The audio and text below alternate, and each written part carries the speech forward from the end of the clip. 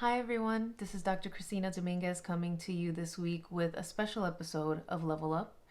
In light of the current events and the state of our nation, I want to take this opportunity to dedicate the episode this week to anyone and everyone who has been in a lesser place of power, is currently in a lesser place of power, and has been silenced, has never had a voice, doesn't have a voice, and might never have a say. So this one is for you. I want this to be a place for us to just be. I want this to be a forum to sit with the difficulty of the moment and to reflect. This isn't meant to be a place to choose sides, to express bias. That would defeat the purpose. I want this to be a place for us to observe what's going on. How are we feeling? How are we expressing it? And how might we be having a hard time expressing it? How are you feeling? It's been a really rough week.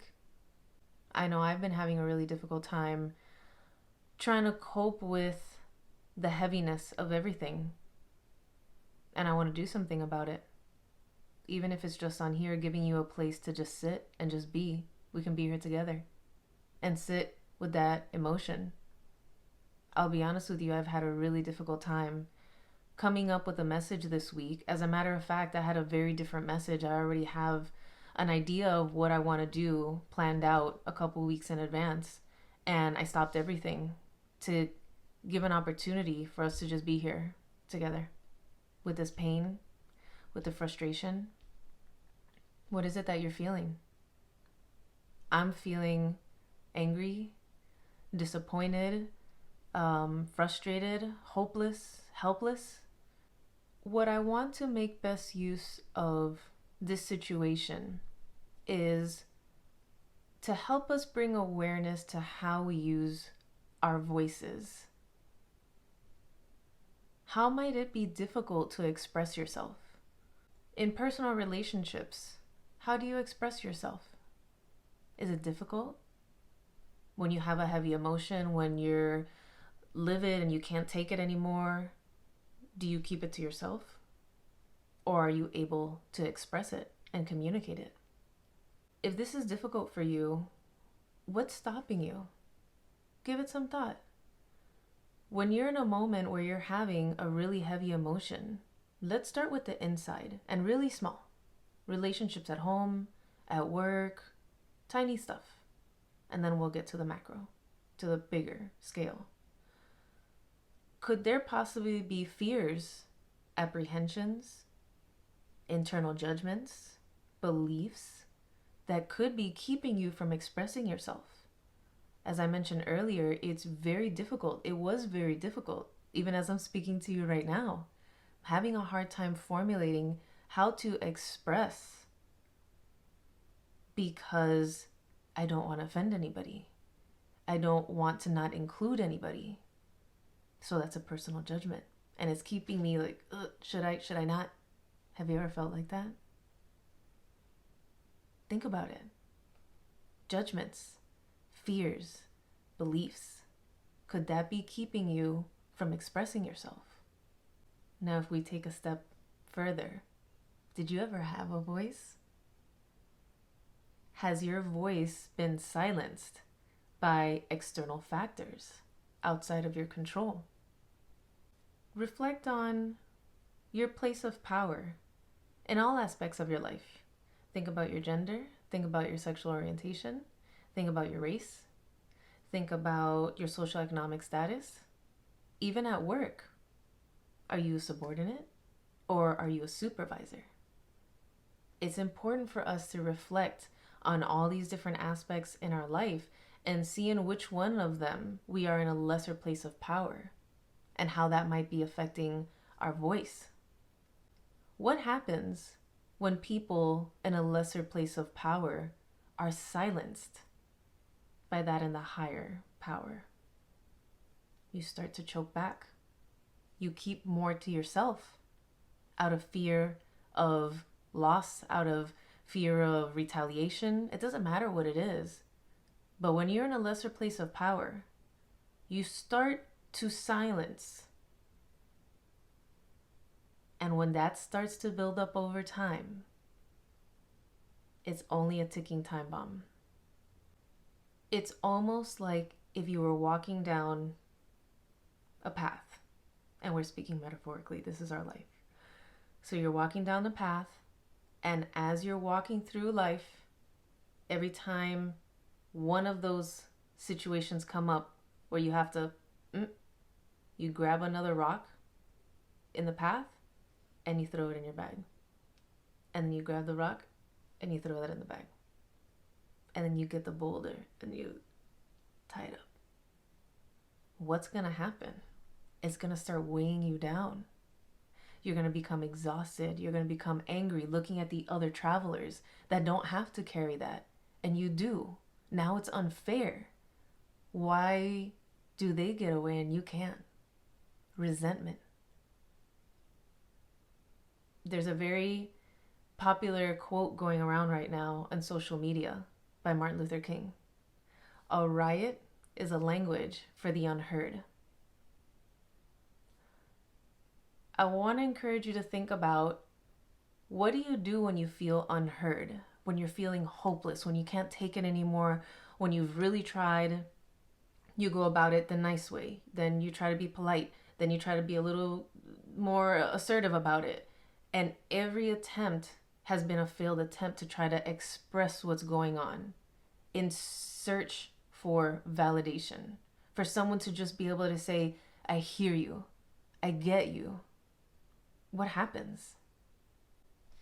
When we try to communicate a feeling, a sentiment, a thought, or whatever it might be, over and over and over and over and over, it starts to escalate. So whether it's in volume or action, we start to get desperate. We become hopeless and helpless that whatever audience it is that we're trying to deliver this message to, it's not being perceived. Now we're starting to feel invalidated. We're starting to feel as though we don't matter. We're not important enough to be heard out. So naturally, as Martin Luther King said, very appropriately, a riot is the language of the unheard. When you are feeling unheard and you can't take it anymore and you want to scream, anything to get your message across. So how might you feel? How might you respond when you're not feeling like you're getting that point across? Like you're starting to grind against, and pushing against the current, and what happens? Stifling your emotions and your emotions being stifled from the outside affects your overall well-being. So imagine living a lifetime not being able to express yourself or trying to express yourself until you're blue in the face and you still don't get that validation. What must that feel like? To not feel like you're important enough to be heard. It starts to chip away at you slowly. Over time, silencing your voice or being silenced leads to a blockage. As human beings, we have the privilege to be able to experience emotion, unlike any other creature in nature. So when the blockage starts to occur, it's very much like a dam in a river or a cork in a bottle. It starts to build up pressure. How would we not then expect for there to be some type of a release? A release is needed. It's very important. So it doesn't matter in what way you're being silenced, whether it's from the inside or from the outside. Recognizing that any blockage, any repression of the emotion is going to eventually lead to a release, whether you choose it or it chooses it. It's only a matter of time. So it's up to you. You want to take the opportunity to find a release and allow it to happen. Sit with it. Cry, scream, punch a punching bag, go for a jog, do what you have to do to release. Something that I hear very often is, Dr. Dominguez, I'm scared to go there because I feel like I'm going to get overwhelmed, like I'm going to drown in that emotion. The only reason, I want to be able to express this to you very clearly, the only reason we should fear being overwhelmed by our emotion is if they are pent up. If we start to train ourselves to slowly release, let the pressure out the pressure cooker before it explodes, release and release and release little by little so that it doesn't turn into an explosion. There are going to be circumstances that you can't control. It is unfortunate and it is unfair, but that is the reality of it. So what do you have control over? What can you do about it? We can release. We can bring awareness to those internal sources. As always, be mindful not to judge. They just are. It is what it is. So just observe it for what it is. Ask what questions, not why. Don't question yourself. The same way you would feel interrogated if I was to say, hey, why do you do that? Then you start to feel defensive. When you ask yourself why, you're going to start to feel defensive towards yourself. So just ask what. What is going on? What made me do that? Okay. Observe. Don't judge. Bring awareness to it. Observe the internal sources.